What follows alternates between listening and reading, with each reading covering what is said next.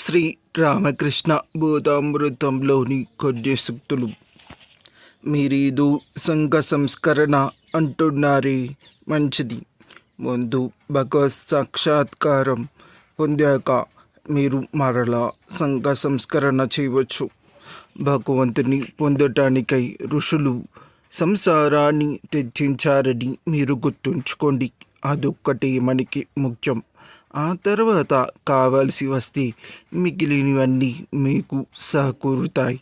ముందు భగవంతుని దర్శనం పొంది ఆ తర్వాత ఉపన్యాసాల గురించి, సంఘ సంస్కరణల గురించి మాట్లాడండి అని రామకృష్ణ పరమహంస తన శిష్యులకి బోధించారు.